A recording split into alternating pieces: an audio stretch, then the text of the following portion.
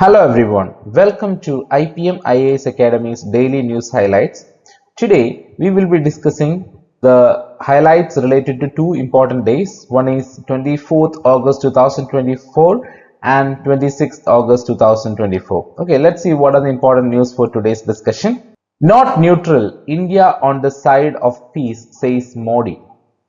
So that is the news, not neutral, India on the side of peace, says Modi in Ukraine. So this is mainly connected with India-Ukraine relationship. So what is India's commitment to peace? The Prime Minister Narendra Modi emphasized India's active role in restoring peace in Ukraine, asserting that India is not neutral but firmly on the side of peace, respecting the sovereignty and territorial integrity of nations. So very important to understand, our priority is always peace and we respect the sovereignty and territorial integrity of nations. If you look at our relation with other countries also, you can see that we always have this respect towards their sovereignty and territorial integrity. And one example is the Panchshil principles that we have signed with China in 1954 was an example of this particular approach that India is following. Then what are the important agreements that were signed? During Modi's visit, India and Ukraine signed 4 key agreements focused on humanitarian aid for high-capacity development projects, cooperation in agriculture, cultural exchange, and drug regulation, marking a significant milestone in bilateral relations. So basically our objective was to improve our bilateral relations, and on that basis we have actually signed 4 important agreements. And what is India's influence on Russia's economy? And the Ukrainian President Zelensky highlighted India's significant influence on Russia's economy due to its purchase of Russian oil and goods, underscoring the strategic role India could play in resolving the ongoing conflict. So we know that the war is going on, but we won't be able to take a stand. Okay, we won't be able to take a stand which is actually aligning with any particular country. We always had a very cordial relation with Russia, and we have our trade relations with Russia, so we cannot stop our trade relations with Russia by saying that we need to establish peace in that region. So we are having the trade relations, on the other hand we are trying to have the better relation with the Ukraine also. Okay.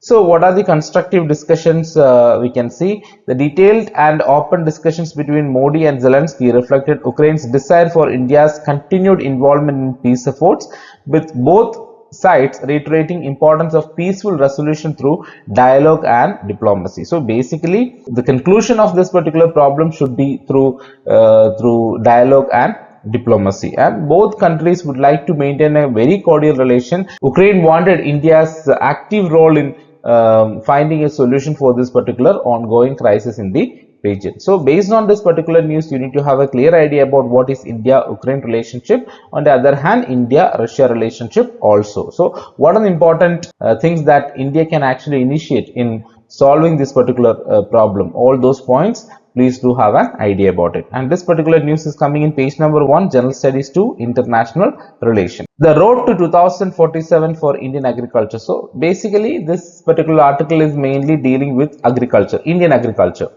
So to transform Indian agriculture by 2047, adopting sustainable practices such as precision farming, GM crops, and advanced irrigation is very crucial.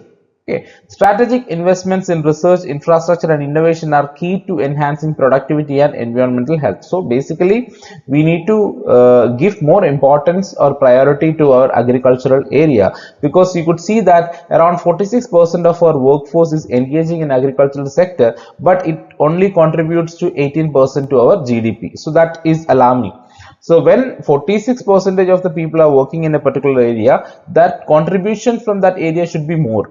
Okay, so structural changes are necessary to balance growth and address challenges like climate change, market access, prevent further decline in the sector's GDP share. So basically the GDP share is very low, so we will not be able to allow this going down. Okay, so we need to find out certain solutions for this, and we need to come up with certain steps which can actually initiate more productivity in this particular sector. Based on this particular news, you need to have an idea about what are our plans for the agricultural sector. By 2047, how can we improve the agricultural sector? What are the important schemes which are actually related with agricultural sector? So all these points you need to have an idea, and the contribution towards India's economy, how agricultural sector is performing and how it is actually contributing to India's economy. Please do have an idea about it. So this is coming in page number 6, General Studies 3. It's a part of agriculture. Now we will discuss about the news on 26th August 2024. What are the important news? Let's see that. Middle path. The modified pension scheme overcomes some shortcomings of NPS. So here the article is addressing the problems concerning the pension scheme. So they have introduced a unified pension scheme, that is UPS, unified pension scheme, and they also discuss about the new pension scheme also. So basically from this article what you need to understand is what is unified pension scheme and how it is actually coming up with a solution for most of the problem faced in the new pension scheme. Okay, so here they are saying that UPS, that is Unified Pension Scheme, addresses shortcomings of the new pension scheme which provided lower than expected return. So what are the important features of Unified Pension Scheme? You have to have an idea. And what were the important features of new pension scheme also you need to have an idea. So a comparative study is actually important to understand which is more viable and which is more suitable for Indian system. Okay, so based on this, please try to have an idea about these points which I have actually mentioned.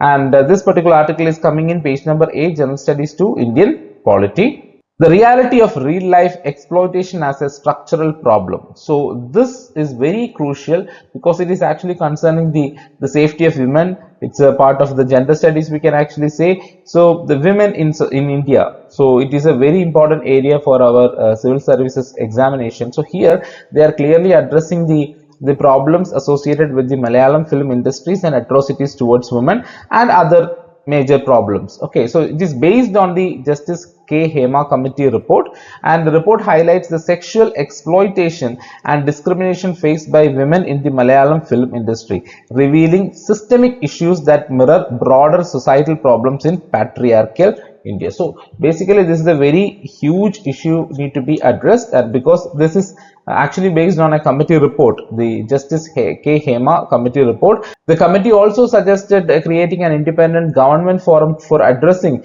complaints, citing concerns about the existing internal compliance committee susceptibility to employer influence in the film industry. So basically the film industry is in the hands of few people and they are controlling it, and almost all the decisions are actually taken by them. So even if they are coming up with an internal compliance committee, all those things is not fruitful. Okay, it is not able to perform its function because it is actually under the clutches of certain people. So all these things need to be changed. A reformation, a restoration, a restructuring is actually needed in this particular area. So that is what is highlighted in this article. So based on this, try to have an idea about what is this Hema Committee report, what are the highlights of it, and how can we find a solution for this particular problem. Okay, so this particular article is also coming in page number 8 and it's a part of General Studies 2. So broadly we can actually put it under Indian polity. So these are some of the important news I would like to discuss in relation with two important dates, 24th of